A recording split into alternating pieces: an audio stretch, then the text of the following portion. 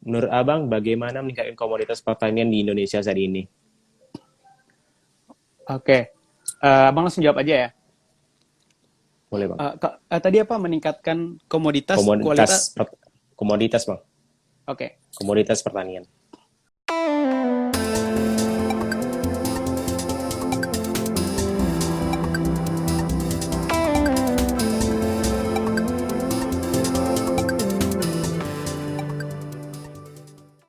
oke. Terima kasih atas pertanyaannya. Sebenarnya banyak cara yang bisa kita lakukan untuk bisa meningkatkan komoditas pertanian di Indonesia. Apa mungkin lebih apa namanya mengacu pertanyaan itu mungkin maksudnya kualitas dan kuantitas ya. Mari kita bahas kualitas dulu. Kalau misalkan dari segi kualitas, mungkin yang bisa kita lakukan itu adalah standarisasi atau KPI dari masing-masing komoditas di di Indonesia, maaf. Jadi untuk misalkan ada kopi yang ada di Sumatera, di Jawa, di Papua, di Kalimantan, Sulawesi itu kan beda-beda ya. Nah itu harus dilakukan standarisasi untuk bisa menembus pasar yang lebih besar lagi. Karena banyak banget contohnya kita memanen kopi itu 100 ton. Bisa kemungkinan itu cuma 40 ton yang grade-nya bagus, sedangkan 60 ton itu grade-nya jelek-jelek semua. Entah itu dari jelek ya karena proses pemanenannya tidak merata, ataupun ada yang busuk, atau misalkan ada juga yang adanya stressing, akhirnya lecet-lecet kopinya. Dan itu merupakan juga salah satu poin yang menyebabkan banyaknya komoditas kita nggak bisa tembus pasar internasional. Jadi harus melakukan standarisasi itu. Dan juga sekarang kan lebih lagi trennya green label ya. Artinya banyak sekarang Iya. produk-produk itu berbasis green atau green itu bukan hanya dari segi produknya aja yang ramah lingkungan, tapi prosesnya, proses pengolahannya, apakah limbahnya itu banyak apa enggak, mencemarkan lingkungan apa enggak, apakah pekerjaan semua prosesnya itu berdasarkan ramah lingkungan dan green konsep apa enggak. Nah, itu juga merupakan salah satu poin penting agar kita bisa menembus pasar internasional untuk dari segi kualitas. Nah, tapi kalau dari segi kuantitas tentunya kita membutuhkan banyak tenaga manusia lagi, sumber daya manusia. Sumber daya manusianya itu ya kita-kita sebagai generasi muda yang harus terjun ke bidang pertanian gitu loh. Pun kalau misalkan nggak terlalu banyak dari kita yang bisa terjun di pertanian, kita harus bisa mengembangkan teknologinya. Jadi teknologi-teknologi inilah yang pada akhirnya nge-replace pekerjaan-pekerjaan pertanian. Jadi yang ada di lapangan tuh nggak lagi kita lihat banyak petani-petani atau manusia yang nanam-nanam padi gitu Iya. loh. Suatu saat bisa dilakukan oleh robot, dilakukan oleh teknologi. Jadi itu bisa di samping kita juga nggak perlu capek-capek, di satu sisi juga kita lebih mempercepat proses pengerjaannya gitu loh. Jadi itulah salah satu cara yang bisa kita lakukan. Jadi tentunya salah satu cara yang kita butuhkan tuh meningkatkan kualitas ya Bang, agar nanti di ke depan, masa depan tuh kita nggak perlu lagi terjun ke lapangan gitu buat manen padi gitu. Bakal itu bakal Iya, menyampaikan atau kita masih butuh sesuatu yang efektif yang efisien sehingga pekerjaan itu terasa lebih gampang dilakukan gitu ya Bang. iya benar. Eh, baik, terima kasih buat MAD_Arifin_Ilham telah bertanya. Jadi ada pertanyaan lagi nih Bang, masih dengan orang yang sama. Eh, Bagaimana pandangan Abang mengenai respon pemerintah terhadap panen kita Indonesia? Nah, tentu pemerintah tidak terlepas dari yang namanya pertanian buat uh, mesejahterakan lah Indonesia tentu di bidang kebutuhan pangan. Oke, kalau bagaimana respon pendapat Abang terhadap respon pemerintah, mungkin yang bisa Abang sampaikan saat ini cukup bagus. Sudah banyak program-program yang diberikan oleh pemerintah untuk memberdayakan petani Indonesia. Contohnya adanya peminjaman dan juga diberikannya dana untuk UMKM petani Indonesia dari pemerintah. Adanya juga dana-dana bantuan untuk kelompok-kelompok usaha tani. Ada kelompok usaha tani yang misalkan membutuhkan teknologi itu juga bisa apa namanya diberikan diberikanlah pemerintah akses untuk itu gitu loh. Dan juga ada juga program-program dari kalau di masa kepemimpinan Bapak Jokowi yang kemarin itu adanya program Upsus Pajale atau upaya program padi padi jagung kedelai. Upaya khusus padi jagung kedelai. Artinya untuk meningkatkan komoditas-komoditas pertanian di bidang pangan tadi, padi, jagung, kedelai agar kuantitasnya lebih banyak lagi di Indonesia gitu loh. Itu sudah dilakukan pemerintah. Dan kalau tidak salah, Bapak Menhan kita, Pak Prabowo juga ditugaskan untuk mencari lahan berhektar-hektar, lebih ribuan hektar itu untuk ditanami banyak komoditas di Indonesia lagi, ke komoditas pertanian. Nah, artinya kalau menurut Abang sendiri, bagaimana pandangan Abang terhadap respon pemerintah, sebenarnya pemerintah kita sudah memaksimalkan potensi pertanian Indonesia saat ini. Sudah banyaklah upaya-upaya yang dilakukan. Pastinya mereka juga memikirkan bagaimana nasib pertanian di Indonesia. Namun mungkin bisa lebih ditingkatkan lagi saja dan lebih dilihat ke petani-petani kecil yang ada di desa-desa, yang ada di daerah-daerah terpencil. Karena kan rantai pertanian itu, komoditas itu kan banyak adanya potongan-potongan ya. Entah itu di tengkulak lah, di distributornya lah. Akhirnya petani itu menjual harga 2.000 misalkan. Tapi di pasar bisa 8.000. Potongannya banyak, rantainya tuh panjang. Akhirnya merugikan petani-petani kecil kita. Nah, mungkin itu bisa lebih ditingkatkan lagi dari program-program yang akan bisa dilakukan oleh pemerintah kita gitu loh. Berarti secara tidak langsung pemerintah telah memberdayakan petani-petani di Indonesia ya Bang? Baik. Dari Wan sendiri nih Bang, mungkin bertanya nih Bang tentang masalah Boleh. pertanian. Kan orang bilang jurusan di IPB mungkin sekedar di pertanian. Yang orang dengar sih enggak, mungkin ada orang lain juga tahu mungkin sekedar yang di luar mungkin jurusan ekonomi yang dibilang. Nah, tapi mungkin orang belum banyak tahu nih Bang, IPB itu ada jurusan kedokteran hewan Bang. Kira-kira bagaimana sih Bang kedokteran IPB itu Bang? Kedokteran hewan IPB. Oke. Nah, kalau Abang pernah tahu sampai saat ini Fakultas Kedokteran Hewan IPB itu masih fakultas kedokteran terbaik di Indonesia gitu loh, dibanding kampus-kampus lain. Jadi kita yang nomor 1 untuk di Fakultas Kedokteran yang ada di Indonesia. Dulu 2019 kalau tidak salah IPB juga masih memegang rekor memiliki rumah sakit hewan terbesar di Asia Tenggara. Jadi kita memiliki rumah sakit hewan yang besar. Nah, tapi saat ini kita nomor 2, yang nomor 1 itu dipegang oleh Thailand sekarang, karena Raja Thailand tuh suka sama hewan, akhirnya dibikin rumah sakit yang lebih besar dari yang IPB punya. Nah, kalau dari kedokteran hewan memang banyak banget lah riset-riset dilakukan oleh kedokteran hewan di IPB, riset-riset mahasiswanya, dosen-dosennya, para ahli-ahli di IPB, dan kedokteran hewan tuh dijadikan sebagai kayak role model gitu loh, dijadikan trendsetter untuk standar kedokteran hewan Indonesia gitu. Makanya kedokteran hewan IPB itu adalah bergengsi gitu loh di Indonesia, dan ya karena terbaik jadi orang berburu-buru untuk bisa masuk ke kedokteran hewan yang ada di IPB gitu. Itu kalau menurut Abang. Jadi kalau bisa dibilang untuk di Indonesia sendiri kedokteran hewan Indonesia ini merupakan kedokteran hewan nomor 1 ya Bang, terbaik yang ada di Indonesia. Ya. Oke. Oh iya, ada Baik. satu lagi nih.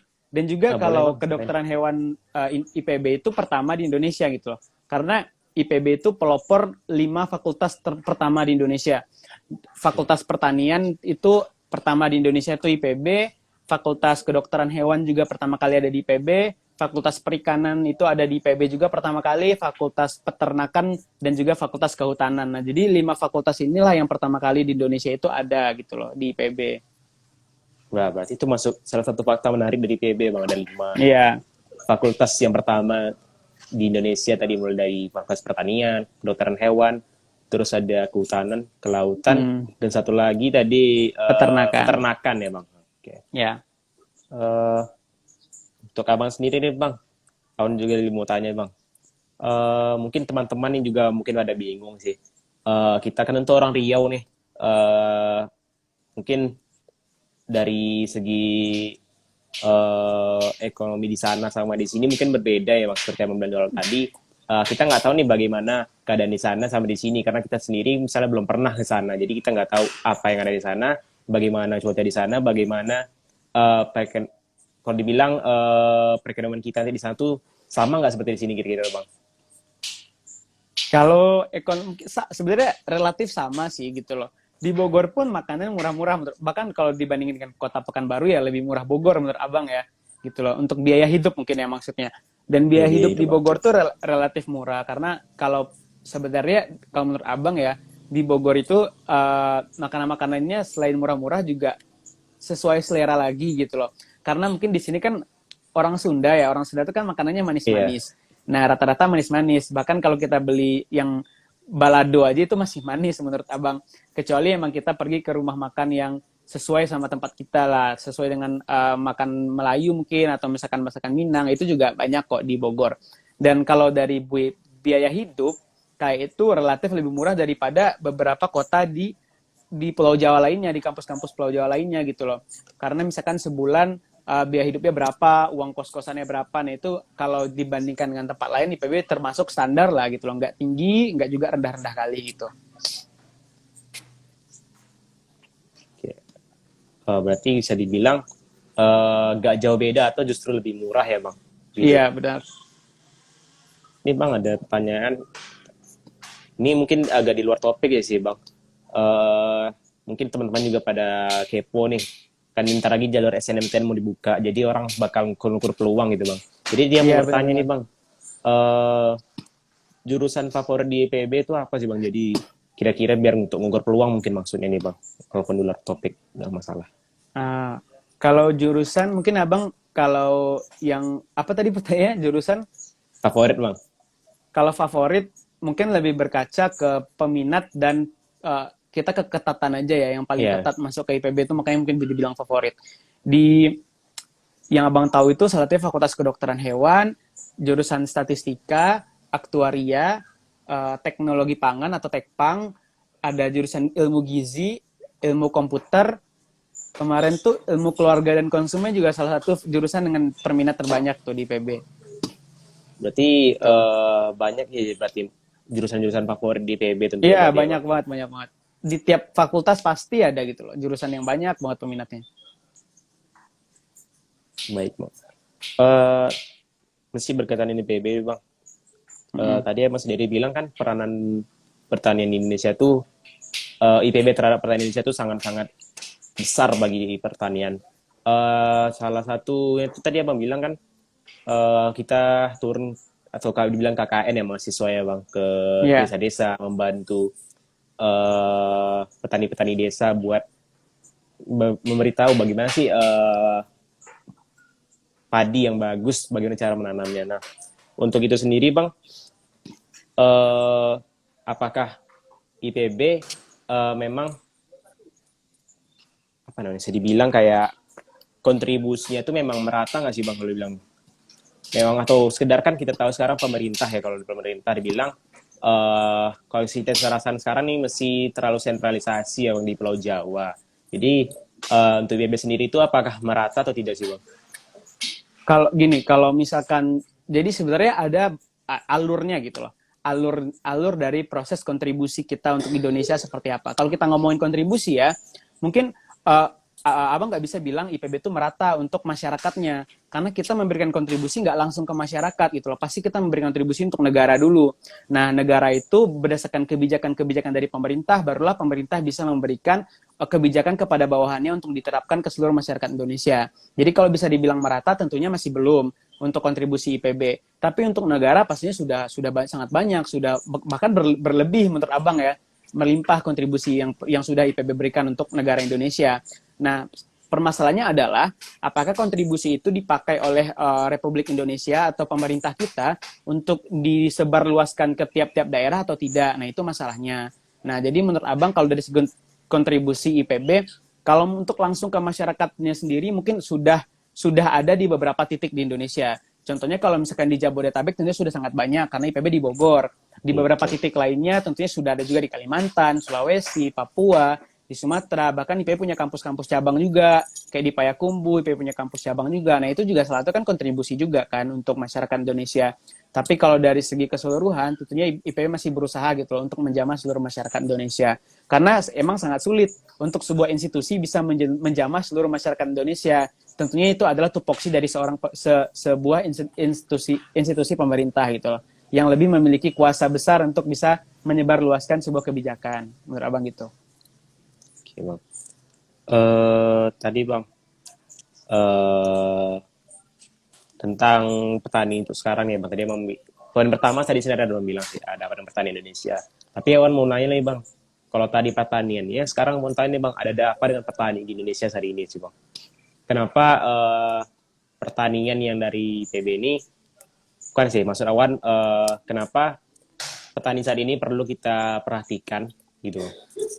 Oke, mungkin berkaca kayak kondisi sekarang gimana sih petani Indonesia gitu loh. Permasalahan apa sih yang dialaminya gitu.